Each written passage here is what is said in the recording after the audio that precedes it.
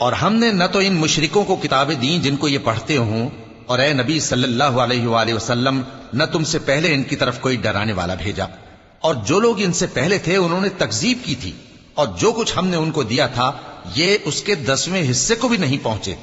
پھر انہوں نے میرے پیغمبروں کو جھٹلایا، سو میرا عذاب کیسا ہوا۔